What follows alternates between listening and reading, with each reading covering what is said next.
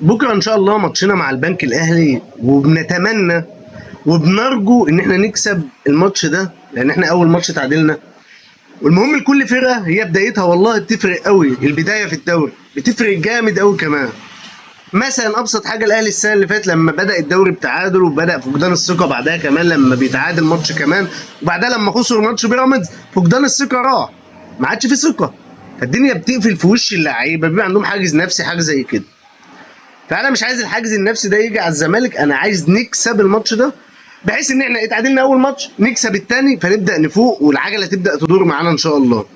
ماتش مش هيبقى سهل، ماتش مع البنك الاهلي، ماتش مع الكابتن ايمن الرمادي اللي هو واحد من احسن المدربين المصريين اللي موجودين. ماتش هيبقى صعب علينا نفسيا بعد اول ماتش، بالذات على ناصر منسي اللي انا بتاسف له المره المليون. انا اسف على كل كلمه قلتها عليه، واسف دي هتوصل للناس مش هتوصل لناصر، لان ناصر ما اتفرجش على الفيديو اصلا لان هو ما يعرفنيش وانا ما بتشافش كتير، هم ناس قليله اللي بيشوفوني، فانا بتاسف لهم علشان هم اللي قالوا لي اللي انت غلطت في ناصر. تمام تمام. الماتش هيبقى صعب على كل اللعيبه اللي ادت اداء وحش، الماتش هيبقى مجملا صعب على اللعيبه وعلى الكابتن معتمد جمال عشان التبديلات السيئه، عشان الحاجات الكتير الغلط اللي هو عملها. الماتش هيبقى صعب علينا كنادي، لان انت شايف ظروف النادي عامله ازاي، والنادي الدنيا مش ماشيه معاه مظبطه خالص، الدنيا بايظه قوي مع نادي الزمالك. فبنامل بنطمح ان احنا نكسب ان شاء الله. احنا طبعا احسن من البنك الاهلي، احنا نادي الزمالك في الاول وفي الاخر بطل الدوري، انت بتلعب عشان تدافع عن اللقب بتاعك وعشان تاخده تاني ان شاء الله. فاتمنى من كل قلبي اللي احنا نكسب الماتش ده، اللي احنا نعمل اداء حلو في الماتش ده، اللي انت تبدا بدايتك الحقيقيه من ماتش البنك قصاد منافس زي البنك، واحد زي الكابتن ايمن الرمادي زي ما قلنا، فرقه محترمه زي البنك بعناصر محترمه والله. يعني هم كفرقه كوره هم فرقه حلوه قوي، حتى كاسامي احمد ياسر ريان، اسامه فيصل، مصطفى شلبي، فرقه حلوه، فرقه جميله وفرقه كبيره كمان، واكيد كان في تدعيمات، وكل ده هيبان بكره ان شاء الله في الماتش. فيا رب يا رب نعمل ماتش حلو، نعمل اداء كويس. انا يا كابتن معتمد مش عايز حته اللي احنا نلعب شوط والشوط اللي بعده لا، نلعب شوط واحد دي بتضايقني قسما بالله. انا ما اعرفش احنا بيحصل لنا ايه في الشوط الثاني او في الشوط الاولاني، احنا بنلعب شوط واحد من الاثنين. السنه اللي فاتت كنا بنلعب الشوط الثاني بس، والشوط الاولاني ما بنلعبش فيه حاجه. السنه دي لعبنا الشوط الاولاني في ماتش الاتحاد، الشوط الثاني ما كناش موجودين، حتى في الماتش الودي اللي قبله الشوط الاولاني كسبان 2-0، اتعادلنا 2-2 مع مودرن سبورت في الاخر. فلا انا مش عايز كده، انا عايز والله نعمل ماتش حلو مجملا. طبعا مش كل ماتش هتضغط، مش كل ماتش هتبقى مستحوذ، مش كل ماتش معاك الكوره، مش كل ماتش هجمات، بس مجملا بيبان ساعات، بيبان عليك مجملا انت عملت ايه في الماتش، انت اديت ازاي. فانا عايز نأدي اداء حلو، عايز نبدا بتشكيله حلوه باداء حلو. عايز يقعد محمد ابراهيم ياخد في الماتش ده، مش عايز عمر جابر، مع ان عمر كان نجم من نجوم الماتش الاولاني، بس عمر جابر عنده مشكله كبيره. يعني ماتش الاتحاد ده عمر جابر جاله 4 كور، عمل ال4 عرضيات اوحش من بعض، مفيش ولا عرضيه وصلت خطيره على دماغ مهاجم او لرجل مهاجم او للوينج اللي في الناحيه الثانيه، او لعبها لبره لحد واقف له بره، لا مفيش. هو مش عارف، ما جالوش الجرأه في واحده منهم ان هو يشوطها، مع ان الكور كلها كانت، العرضيات دي كلها كانت من جوه المنطقه، ما جالوش الجرأه ان هو يشوط واحده. زي مثلا ماتش المصري السنه اللي فاتت في ال3-0 اللي اخوان بزيرة اداله قام شايطها بوش رجله، ما جالوش الجرأه خالص يجرب. قال لي في انما محمد ابراهيم شاب عايز يثبت نفسه، عايز يبين كل اللي عنده، عرضياته حلوه، الواد جريء كمان بيشوط، انا شفته بيشوط بدل المره 2 و3 بعاد، بس مع الوقت هيظبط. هو على الاقل عنده الجرأه، عنده الحته دي ان انا اقدر اعمل حاجه، اقدر اعمل حاجه في الماتش ده، اقدر اشوط حاجه، اقدر اجيب حاجه كده.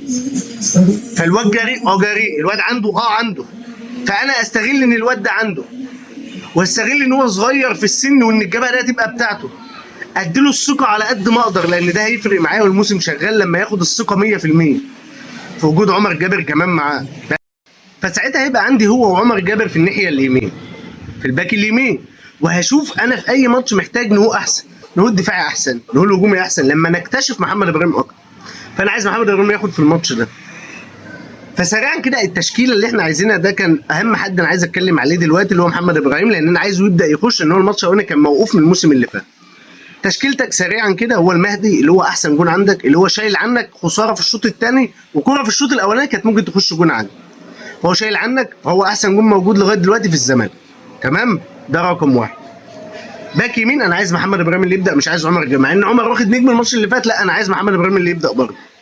باك شمال بنتاج، طبعا احسن باك شمال موجود في القاره دي كلها والله، احسن 100 مره من اي حد. قلبين دفاع الونش ومحمد اسماعيل ما فيش اختلاف عليهم، وانا قدوتي حاليا كانسان محمد اسماعيل، كانسان مش كلاعب كوره بس، كانسان ولاعيب. لو انا عايز ابقى برجولة حد معين هو محمد اسماعيل في الملعب، مش اكتر مش اكتر. ده اهم واحد عندي في الفرقه دلوقتي. نص ملعبك جايب محمد شحاته طبعا اساسي، ادم كايد، ولازم يفضل ادم كايد واحد من نص الملعب الاساسي في نادي الزمالك دايما، دي ما فيهاش نقاش. هتقول لي ادم كايد كان وحش ماتش الاتحاد، مش هقول لك مقبول يا عم، انا اقول لك انا وحش، مع انه كان حلو وعادي ومقبول، انما انا اقول لك وحش. الواد ده اهو انا براهن عليه، الواد ده هيبقى نجم من نجوم الموسم مع الزمالك. الواد ده هيبقى اهم واحد موجود مع الزمالك السنه دي، من اهم الناس كمان، مش اهم واحد، من اهم الناس. انا براهن عليه. انا شايفه ناصر ماهر جديد في الكوره، واحرف بكتير من ناصر ماهر. هو محتاج ثقه، محتاج يعرف امكانياته اكتر، محتاج معتمد جمال يشتغل معاه بدني اكتر كمان من كده. ساعتها الواد ده هيطلع كل حاجه عنده. الواد ده من اهم الناس اللي موجوده في الزمالك.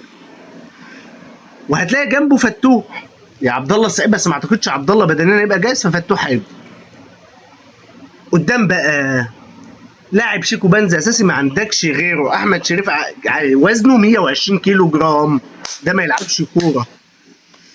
الناحيه اللي هناك انا بقول لك هو هيضطر يلعب عدي وناصر منسي قدام، لان انت ما عندكش حد. مش هلعب بايشو، مش هلعب بايشو. فدي التشكيله اللي انا اعتقد هيبدا بيها. انا بالنسبه لي دفاعيا انت كويس جدا جدا جدا، يمكن انت احسن خط دفاع موجود في الدوري كله حتى كبدله. يعني انت عندك مكان بنتايج في فتوح، في الخضري، في ايشو. عندك مكان عمر جابر، محمد ابراهيم. عندك مكان ونش محمد اسماعيل، السيد اسامه، واحمد حسام. نص ملعبك من احسن الانصاص، انا شايف كده. ما انت عندك محمد شحاته، وعندك احمد ربيع ومحمود جهاد موجودين كمان، وعندك ادم كايد، عبد الله السعيد، وممكن احمد فتوح يطلع يلعب نص ملعب. يوسف وائل الفرنسي موجود كمان. يوسف وائل ده لعيب كبير قوي قوي قوي. الهجوم اللي عندك مشكله فيه، عندك قلب هجوم مرعب اللي هو عدي الدباغ، من احسن قلوب الهجوم في القاره كلها، مهاجم رقم 9 ما فيش زي ده في القاره كلها. بس انت مش قادر تعتمد عليه عشان عدم وجود خوان بزيرة، مع ان احمد الجفالي رجع خلاص فيبدا يخش مع الفرقه، بس عدم وجود خوان بزيرة هو اللي عامل لك مشكله كبيره، فبتلعبه وينج فبتفقده قدام، فدي مشكله. عندك ناصر منسي اللي هو مهاجم كويس، بس ناصر من السنه اللي فاتت في اخرها، وانا بحس كده والله وبقولها في كل فيديو، ناصر اناني قوي. ناصر مش راضي يباصي، ناصر مش راضي يلاعب زمايله ويلعب معاهم، ناصر مش راضي يطلع امكانيات ناصر بجد اللي عنده. ناصر تحسه قسما بالله مش عايز يلعب كوره، هو عايز يجيب جون بس، ومش مهم الفرقه بقى عنده. وناصر بدنيا وحش قوي، ناصر لازم يشتغل بدني على نفسه جامد، لان ده مش جسم لاعب كوره بجد والله. يا ناصر انت واحد مقضيها فته في فتره الاعداد كلها ونازل تلعب، ده مش طبيعي بجد. شيكو بنزا يعني ربنا ميزنا عنه بالعقل، ده ابسط مثال ممكن اقوله عنه. ربنا ميزني او ميزنا كبني ادمين عن شيكو بنزا بالعقل. فالواد ده لو عقله شغال مع سرعته وقوته البدنيه ده، هي بس سيبك من اي حاجه فنيه تانية، الواد ده يبقى من احسن الناس اللي موجوده في الدوري المصري. انا عاوز ايه تاني منه؟ سريع وقوي بدنيا، هو ده وينج موجود في الدوري المصري بتاع تحولات فاجر. بس هو ربنا يعني ايه، ممكن يكون يعني والله استغفر الله العظيم، انا مش عارف اللي بقوله ده حرام ولا لا، بس انا بحس ان ربنا خد منه العقل بجد والله. يعني انا مش عارف هو فين تفكيره. راح الجابون يتحجب قبل ما يجي، ولا انجولا يتحجب قبل ما يجي، ولا ابن عايز جنسيته تبقى برتغالي وهو قاعد في انجولا، وسافر على هنا جه متحجب، وجه هنا رقص وهو متحجب، راح عمل بدله، واللي بيعملوا البدله بيحجبوا في البدله. يعني هو متحجب ومراته لا. ففي حاجات يعني حاجات غريبه قوي. وهو انا بحسه عبيط النادي، انا بقول عليه على طول عبيط النادي. انا بحسه قاعد في النادي علشان يضحك بس، يهزر، يرقص، يشقلب بس، مش اكتر. فربنا يكون في عوننا والله، اللي احنا بنشوفه كتير. على فكره الزمالك عنده قلوب هجوم كتير قوي، عدي، ناصر، عمرو ناصر، وحسام اشرف، واحمد شريف. على فكره قلب هجوم احنا بنلعبه وينج عشان ما فيش حد. فانت هجومين، انت المشكله عندك في الوينجات، تتحل باحمد الجفاي لو دخل في المنظومه وقدم كل اللي عنده، تتحل. رجوع خوان بزيرة تتحل اكتر. خوان بزيرة كان فاتح لايف تيك توك امبارح، كان شقلب الدنيا، مش قلبت الفلوس اللي بتوصل له من الزمالك خلصت وبدات تتقطع، فهو خلاص لجأ للتيك توك، ما عادش عنده حاجه ثانيه يعملها. قاعد على التيك توك فاتح لايفات، وبعت لي ايس كريم من جماهير الزمالك اتجننت امبارح برضه، بعتوا له ايس كريم يلحسوا، قالوا له ارجع الزمالك، باك تو زمالك، قال نو. مش هرجع لما تبعتوا لي اسد. فانت قاعد وسط قسما بالله النادي ده مبلي، مبتلين بشويه لعيبه قسما بالله مخاخهم مكان مؤخراتهم. لاعب برازيل شاب واعد الدنيا مقلوبه علشانه، الجماهير كلها بتتغنى بيسيبك فجاه عشان يروح نادي تاني، فتقريبا خد منهم المقدم فما راح لهمش. فاحنا الاثنين قاعدين ندور عليه، احنا ونادي شباب الاهلي، واللاعب فاتح لايف على التيك توك. متخيل احنا واصلين لايه؟ فانت والله العظيم ركز فيها، انت وسط ناس انت مش فاهمها. يعني في لعيبه مش مفهومه في الزمالك بالذات شيكو بانزا وخوم بزيرة دول. مجملا انا بتمنى حاجه واحده بس، بتمنى اللي احنا نلعب كوره حلوه، نقسم مجهودنا على الماتش كله، ما نلعبش شوط واحد. كابتن معتمد يدرس الموقف صح. انت بتلعب المره دي ايمن الرمادي مدرب كبير قوي بشخصيه قويه جدا بفرقه حلوه، فرقه تقيله مش فرقه عاديه، يعني اتقل حتى من الاتحاد اللي انت اتعلت معاه. فاتمنى تنظم الماتش صح، اتمنى تدي الماتش اهميته، اتمنى اللعيبه تأدي اللي عليها، وان شاء الله بعون الله نشهد على فوز الزمالك في تاني مباراته في الدوري، وتبدا دي السكه بتاعت الزمالك للانتصارات والحفاظ على لقب الدوري المصري للسنه الثانيه على التوالي ان شاء الله. وحاجه كمان انا خايف منها قوي بكره وربنا يسترها علينا منها، حته التحكيم. انا والله مش طالب حكم يجي لي من المريخ، ومش طالب حكم يحكم لي بحاجه مش حقي. انا طالب حكم يحكم بالعدل بس مش اكتر.